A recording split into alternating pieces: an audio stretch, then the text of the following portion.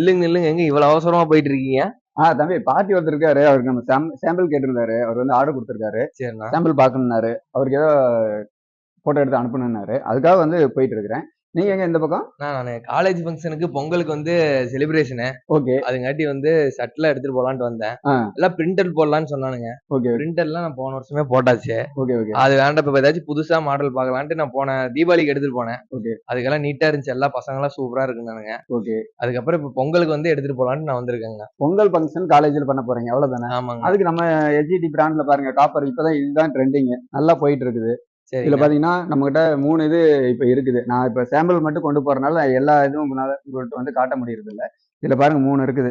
Copper, rose gold இது 3மே இருக்குது. இது 3மே இப்ப நல்லா ட்ரெண்டிங் போயிட்டு இருக்குது. நீங்க காலேஜ் ஃபங்க்ஷன்லயும் அந்த மாதிரி பண்ணக்கூடாது. பொங்கல் தானே சிறப்பா ரொம்ப நல்லா இருக்குமே பசங்க எல்லாம் போட்டீங்கன்னா. சரிங்கண்ணா. இப்ப வந்து ஒரு 100 சட்ட பக்கம் வேணும் ஆர்டருக்கு. குரூப் செட் எடுத்துட்டு போணும். ஓகே.